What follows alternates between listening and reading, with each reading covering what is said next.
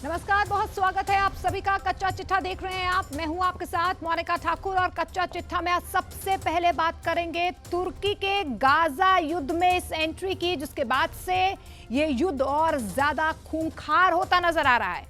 क्या गाजा युद्ध में पूरी तरह से तुर्की भी कूद पड़ा है? ये सवाल इसलिए उठ रहा है क्योंकि गाजा के अल मवासी में जब से हमास के 3 टॉप कमांडर्स को इजरायली सेना ने मारा है, उसके बाद से तुर्की के राष्ट्रपति ने इजरायल को धमकी देते हुए कहा है कि तुर्की इजरायल से नरसंहार का बदला लेगा।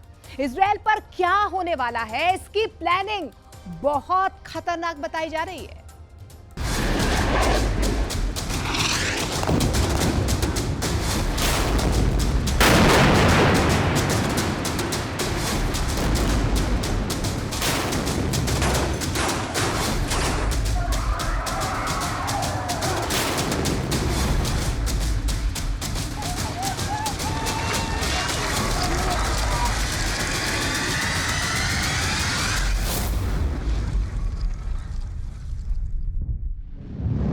मार दिए 3 कमांडर, हमास का बदला लेगा तुर्की।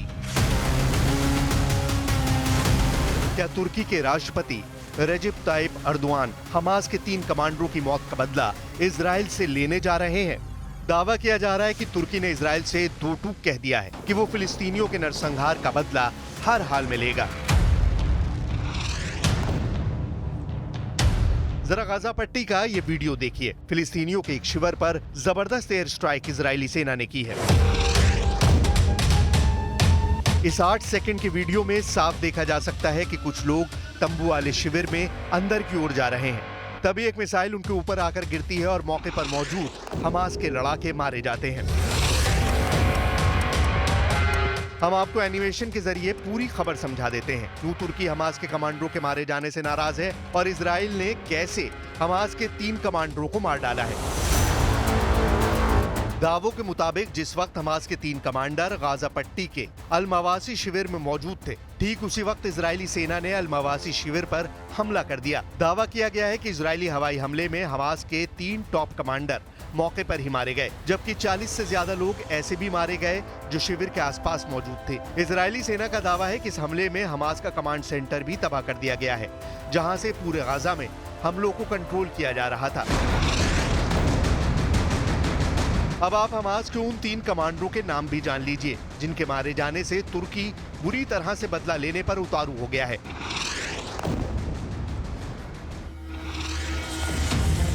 इजरायली सेना के दावों के मुताबिक दक्षिणी गजा के रफा में हमास के तेल अल सुल्तान बटालियन के कमांडर महमूद हमदान और उनके साथी मारे गए हैं।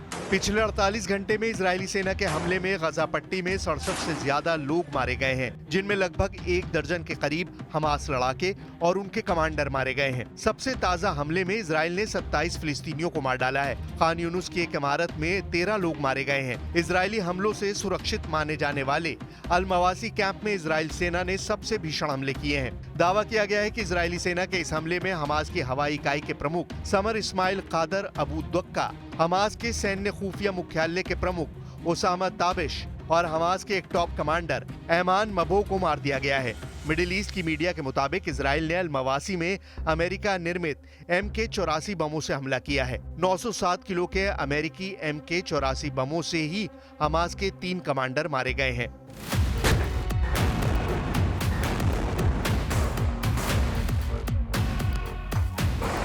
इजराइल गजा की तरह ही अपने लड़ाकू विमान, मिसाइल, टैंक और बख्तरबंद वाहनों से पूरे वेस्ट बैंक में जबरदस्त हमले कर रहा है। इधर तुर्की शुरू से ही इजराइल को चेतावनी दे रहा है कि वेस्ट बैंक को गजा बनाने की जरा भी भूल मत करना, वरना तुर्की चुप नहीं बैठेगा। कुछ रिपोर्ट्स में दावा किया गया है कि तुर्की के हजारों सैनिक, टैंक, तोप और लड़ाकू विमान जंगी तैयारी करने लगे हैं। अब ऐसे में सवाल उठता है कि क्या तुर्की सैन्य तौर पर इतना ताकतवर है कि तुर्की के इस्तांबुल से इजराइल की राजधानी तेल अवीव पर हमला किया जा सके? तुर्की के राष्ट्रपति ने मिस्र के साथ मिलकर एक ऐसा बयान दिया है जिसने इजराइल और अमेरिका के होश उड़ा दिए हैं। Veya ilaç bulamadığı için ölen her masumun sorumlusu İsrail ve destekçileridir. Ve yakın dostluk bağlarına sahibiz. Birçok meselede benzer tutum ve hedeflere sahip olduğumuz Mısır'la istişarelerimizi güçlendirme noktasında kararlıyız.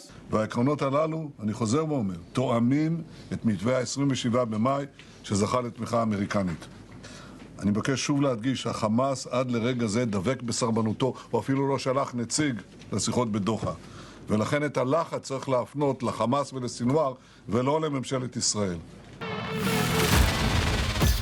तुर्की के राष्ट्रपति रेजिप type Erdogan का ये बयान कई मायनों में हैरान करने वाला है। अभी तक नेटो देश तुर्की को लगता था कि अमेरिका इजरायली हमलों को रोकने के लिए कुछ न कुछ जरूर करेगा, लेकिन अमेरिका ने उस वक्त अपना असली चेहरा तुर्की को दिखा दिया जब अमेरिकी राष्ट्रपति जो बाइडेन ने दो टूक कह दिया। वेस्ट बैंक पे इजरायली हमले में मारी गई तुर्की अमेरिकी महिला आयसेनूर अगजी ईगी की मौत महज एक इत्तेफाक है, वो गलती से हमले की जद में आ गई। यानी अमेरिका और तुर्की की दोहरी नागरिकता रखने वाली महिला एगजी ईगी की मौत पर राष्ट्रपति बाइडेन ने इजराइल को ही क्लीन चिट दे दी। What's your reaction, sir, to the killing of the Israeli admission that they probably killed the Turkish activist in the West Bank? Finding more detail, apparently it was an accident, ricocheted off the ground, and he got hit by accident. But I'm working that out now. 6 सितंबर को मारी गई अमेरिकी तुर्की महिला आयसेनूर एगजी ईगी को 6 सितंबर को उस वक्त Israeli सेना ने सिर में गोली मार दी थी, जिस वक्त वो फिलिस्तीनियों के पक्ष में प्रदर्शन कर रही थी। رصاصة في الراس. طبعا تم إجراء اللازم من حيث اللي هي الإجراءات الأولية معها، إعطائها المدعمات الضغط وإنه تأكدنا إنه التنفس عندها تمام، وتم نقلها بنجاح لمستشفى رفيديا، ولكن للأسف يعني كان عندها نزيف شديد في الدماغ واشتغلوا معها. Standing up for people, standing up for المستشفى والله. They killed her, they shot her in the head. Israel के खूंखार हमलों पर अमेरिका के दोहरे मापदंड को देखकर ही तुर्की अब इजराइल के खिलाफ खुलकर जंग के मैदान में कूद पड़ा है। कुछ रिपोर्ट्स में दावा किया गया है कि तुर्की के हजारों सैनिक, टैंक, तोप और लड़ाकू विमान जंगी तैयारी करने लगे हैं। अब ऐसे में सवाल उठता है कि क्या तुर्की सैन्य तौर पर इतना ताकतवर है कि तुर्की के इस्तांबुल से इजराइल की राजधानी तेल अवीव पर हमला कर सकता है? जानकारों के मुताबिक इजराइल के तेल अवीव से तुर्की के इस्तांबुल की दूरी लगभग 1200 किलोमीटर है। इतनी दूरी तक तुर्की आसमान से इजराइल पर अपने घातक TB2 ड्रोन, फाइटर जेट और मिसाइलों से हमले कर सकता है। पहले आप ये जान लीजिए कि तुर्की और इजराइल की सैन्य ताकत में कौन बाजी मार रहा है। ग्लोबल फायर पावर 2023 की रिपोर्ट के मुताबिक 145 देशों की सैन्य रैंकिंग की सूची में तुर्की 11वें स्थान पर है। वहीं इजराइल इस सूची में 18वें नंबर पर है, यानी तुर्की यहां इजराइल पर भारी साबित हो रहा है। तुर्की के कुल सैनिकों की संख्या 7,75,000 है, इसमें 2 लाख रिजर्व सैनिक भी शामिल हैं। वहीं इजराइल के कुल सैनिकों की संख्या 6,46,000 है, इसमें रिजर्व सैनिकों की संख्या 4,65,000 है। तुर्की की सेना में कुल टैंकों की संख्या 2,229 है, वहीं इजरायली सेना में टैंकों की संख्या 2,200 है। तुर्की की सेना में कुल आर्मर्ड व्हीकल की संख्या 1,12,476 है, वहीं इजरायली सेना में आर्मर्ड व्हीकल की संख्या 56,290 है। तुर्की की सेना में खींचकर ले जाने वाली तोपों की कुल संख्या 1,938 है, तो वहीं इजरायली सेना में इन तोपों की संख्या सिर्फ 300 है। तुर्की की सेना में कुल रॉकेट आर्टिलरी की संख्या 516 है, वहीं इजरायली सेना में टोड आर्टिलरी की संख्या 300 है। इजरायली वायुसेना में कुल विमानों की संख्या 601 है, वहीं तुर्की की वायुसेना में कुल विमानों की संख्या 1,065 है। वहीं इजरायली नौसेना के पास कुल नौसैनिक पोत की संख्या 67 है। तुर्की की नौसेना में 16 फ्रिगेट शामिल है, वहीं इजराइल के पास एक भी फ्रिगेट नहीं है। तुर्की के पास कुल 205 लड़ाकू विमान है, उनमें एक भी हमलावर विमान नहीं है। वहीं इजराइल के पास 241 लड़ाकू विमान, 32 हमलावर विमान है। 2 साल में खत्म होगा इजराइल, ट्रंप की भविष्यवाणी।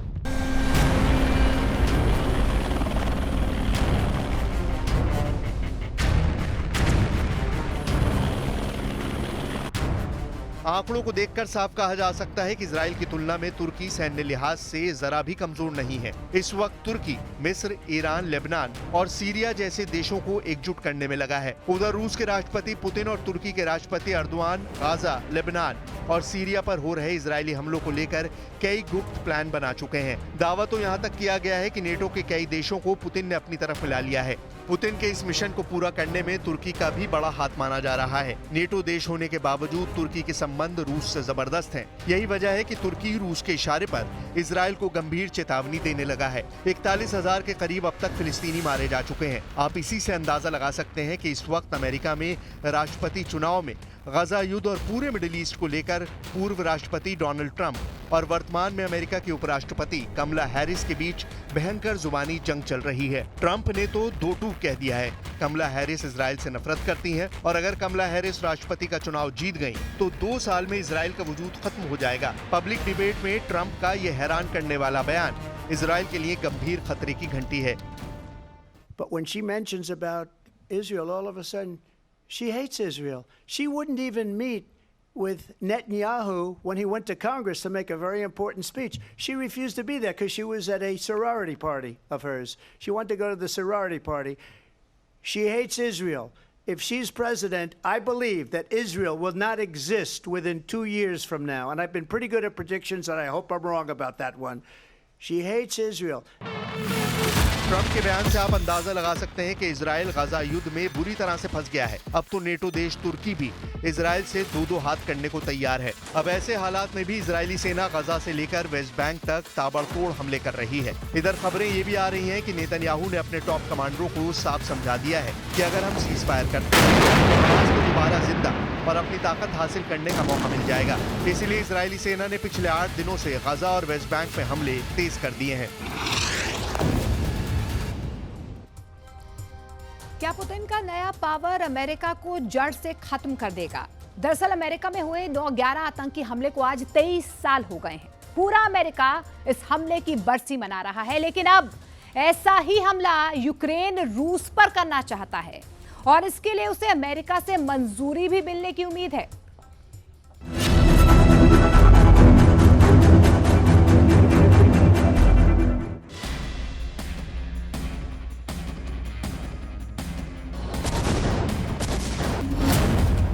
रूस के 2 supersonic Sukhoi 35 fighter jet take off करते हैं। एक बड़े अटैक मिशन की तैयारी है। दोनों फाइटर जेट पर मिसाइल लोड है और अब टारगेट की तलाश हो रही है। आसमान के बाद समंदर देखिए। ये रूस के एडमिरल गोशकोव क्लास का फ्रिगेट एडमिरल गोलोवको है। इसमें लगे एयर डिफेंस सिस्टम को चेक किया जा रहा है। ये फ्रिगेट कलिब्र और जिरकॉन जैसी मिसाइलों से लैस है। हर हथियार को आजमाया जा रहा है। बताया गया है कि ये बड़े टारगेट पर हमले की तैयारी है।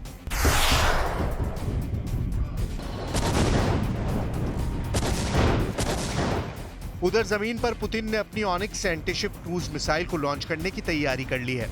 ये मिसाइल 800 किलोमीटर तक पार करती है। पुतिन ने अमेरिका को अपना पंजा दिखा दिया है। पुतिन के पंजे की ताकत को अमेरिका डिकोड कर रहा है। पुतिन के पंजे की पहली उंगली में उनकी एयर पावर है, दूसरी में उनकी नौसेना है, तीसरी उंगली रूस की मिसाइल पावर है, चौथी उंगली में ईरान है, जिसकी तरफ से पुतिन को ड्रोन और मिसाइल सप्लाई तेज करने का दावा किया गया है। और 5वीं उंगली का मतलब है शी जिनपिंग यानी चीन। पुतिन अमेरिका को बताना चाहते हैं कि जब ये पंजा मुट्ठी में तब्दील होगा तो एटम बम बन जाएगा, यानी तब अमेरिका और नेटो का बचना मुश्किल है।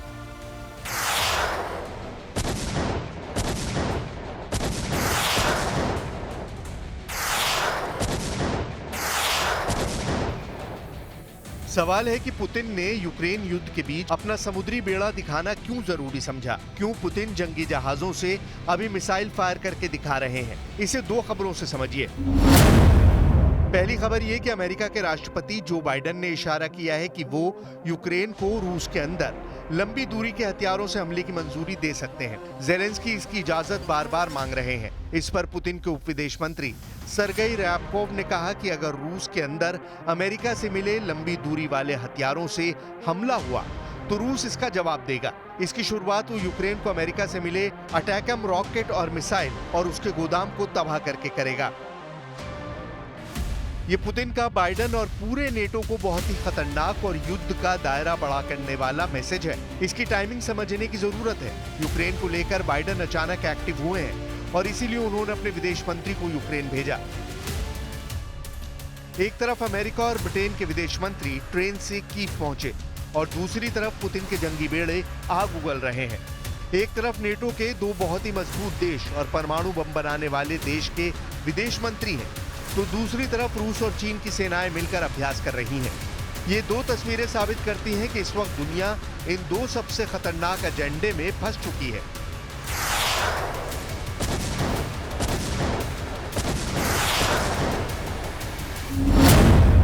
चीन और रूस की एक्सरसाइज 5 समुद्रों में हो रही है। नाम है ओशियन 2024।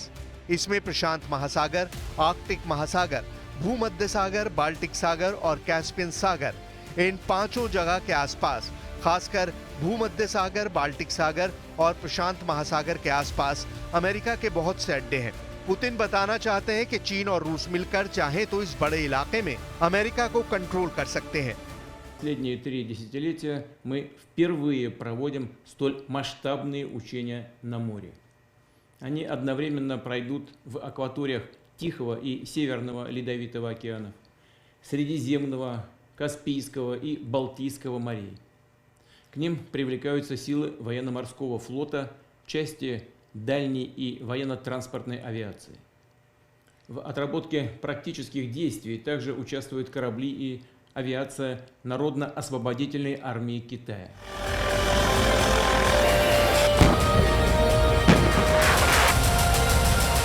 अमेरिका भी इस बात को समझ चुका है कि एक तरह से दुनिया भर में अमेरिका के अड्डों को घेरने की एक कोशिश की जा रही है और इसमें पुतिन की मदद कर रहे हैं चीन के राष्ट्रपति शी जिनपिंग।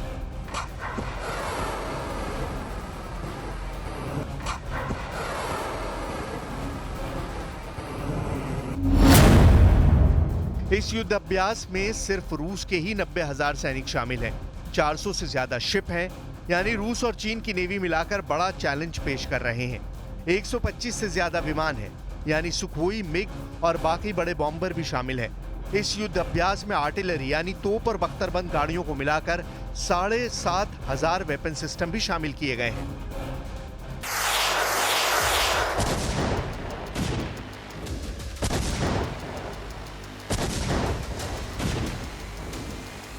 ये रूस की तरफ से एक बड़ा कदम है, क्योंकि रूस की पूरी वॉर मशीनरी जब यूक्रेन में तबाही मचा रही है और साथ में रूस के अंदर कुर्स्क का फ्रंट भी लगातार एक्टिव बना हुआ है, वहां यूक्रेन के साथ खतरनाक जंग चल रही है, तब 90,000 सैनिकों और इतने बड़े बड़े हथियारों को युद्ध अभ्यास में लगा देना, ये पुतिन की तरफ से कोई बड़ी खतरनाक चाल बताई जा रही है।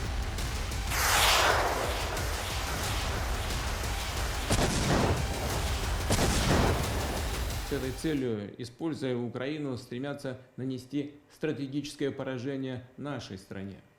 Под предлогом противодействия якобы существующей российской угрозе и сдерживания Китайской Народной Республики, США и их сателлиты наращивают военное присутствие вблизи западных рубежей России, в Арктике и в Азиатско-Тихоокеанском регионе.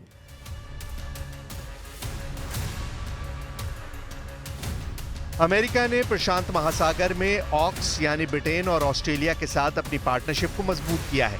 इन दोनों देशों के बीच परमाणु पनडुब्बी को लेकर डील हो रही है और यही बात पुतिन और चीन दोनों को परेशान कर रही है। अमेरिका कह चुका है कि प्रशांत महासागर में चीन के ख्वाब को चकनाचूर करने के लिए ऑस्ट्रेलिया को परमाणु पनडुब्बी देगा।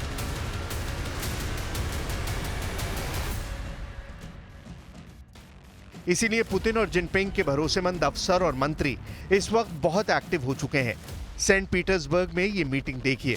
रूस के सुरक्षा परिषद के सचिव सरगई शोइगु की मुलाकात चीन के सेंट्रल कमीशन के निदेशक वांग यी से हुई और इस बैठक को लेकर अमेरिका भी समझ रहा है कि उसके खिलाफ बहुत बड़ी साजिश हो रही है।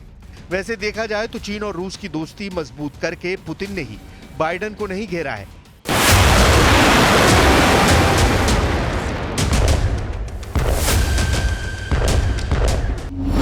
यूक्रेन को लेकर डोनाल्ड ट्रंप ने भी बाइडेन की सरकार और उनकी वाइस प्रेसिडेंट कमला हैरिस को खूब खरी खोटी सुनाई है। प्रेसिडेंशियल डिबेट में ट्रंप ने क्या कहा और कमला हैरिस ने क्या जवाब दिया, दोनों की बहस काफी दिलचस्प है। So you understand, they sent her to negotiate peace before this war started. 3 days later, he went in and he started the war because everything they said was weak and stupid. They said the wrong things. That war should have never started. She was the emissary. They sent her in to negotiate with Zelensky and Putin, and she did. And the war started 3 days later. And that's the kind of talent we have with her. Yet again, I said it at the beginning of this debate, you're going to hear a bunch of lies coming from this fella. And that is another one. When I went to meet with President Zelensky, I've now met with him over 5 times. The reality is it has been about standing as America always should as a leader upholding international rules and norms. That the alliances we have around the world are dependent on our ability to look out for our friends and not favor our enemies because you adore strongmen instead of caring about democracy.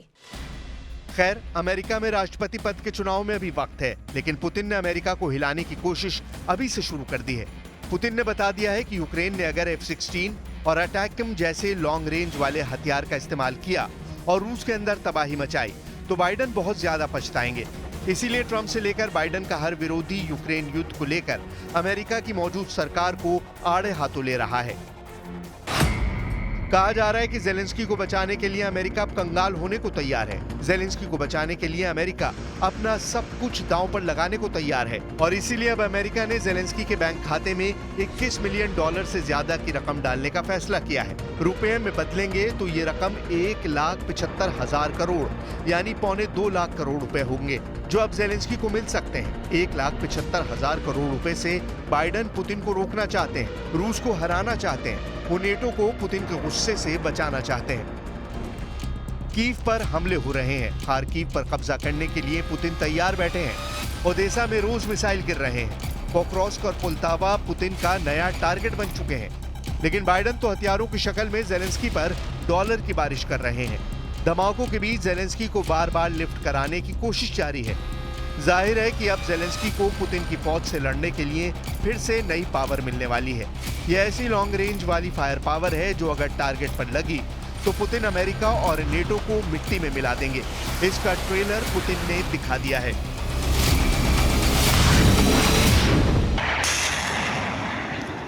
क्या Ukraine पर अगले 48 घंटे में बहुत बड़ा हमला होने जा रहा है? क्योंकि बाइडन को पता चला है कि ईरान का मिसाइल मैन अब यूक्रेन पहुंच गया है। अमेरिका को डर है कि ईरान का मिसाइल मैन अब ज़ेलेंस्की को मारने के लिए एक बड़ा हमला उसको अंजाम भी देने वाला है। यानी कि अगले 48 घंटों में बहुत बड़े हमले का खतरा सता रहा है।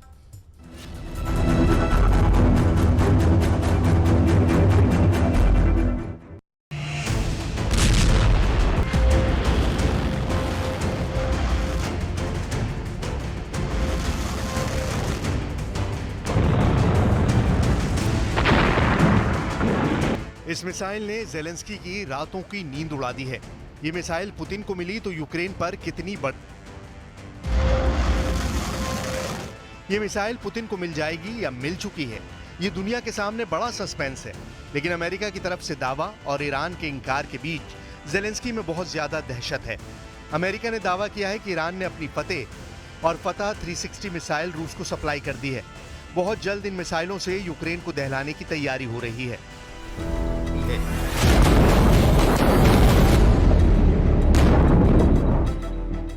मिसाइल ईरान की है, सप्लाई रूस को करने का दावा हुआ है। तबाही यूक्रेन में होने का खतरा है और दर्द अमेरिका और ब्रिटेन को हो रहा है।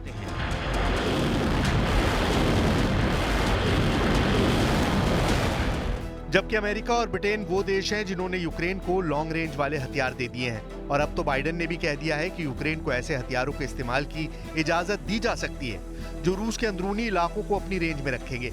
लेकिन इससे पहले अमेरिका और ब्रिटेन दोनों की तरफ से जो बयान आया है वो देखिए। This gives the Russians an additional capability and it gives them additional flexibility. They have ballistic missiles already, but the particular Iranian missiles that they're getting have a certain range, so it adds to their capacity and it fuels the war. We discussed today our shared commitment to holding Tehran to account for their undermining of global stability. जिस missile को लेकर America और Britain के विदेश मंत्री ने साझा press conference की, उसकी ताकत समझ लीजिए। यह है ईरान की फतेह 110 मिसाइल। अमेरिका इसकी दहशत जानता है, इजराइल इसका खौफ समझता है और अब इसी मिसाइल के जरिए पुतिन यूक्रेन को डराना चाहते हैं। Определить слаженность их действий. Будут отработаны вопросы комплексного применения высокоточного оружия, а также других современных и перспективных образцов вооружений, в том числе с учетом опыта, полученного в ходе специальной военной операции. Особое внимание уделяем укреплению военного сотрудничества с дружественными нам государствами. जब ईरान की ये मिसाइल फायर की जाती है तो तस्वीरें ऐसी होती हैं। जब ईरान की ये मिसाइल अपने टारगेट पर गिरती है तो धमाका ऐसा होता है। अब यही मिसाइल रूस पहुंचने का मतलब है कि ज़ेलेंस्की को बहुत बड़ा झटका लगने वाला है। अगर सितंबर में इस बात का दावा किया जा रहा है कि ईरानी मिसाइल रूस के पास पहुंच चुकी है तो समझ लीजिए कि बहुत जल्दी इस मिसाइल को लॉन्च किया जा सकता है, क्योंकि यूक्रेन ने जब से रूस के कुर्स्क इलाके के बड़े हिस्से पर कब्जा कर लिया है, पुतिन पर प्रेशर बहुत ज्यादा है।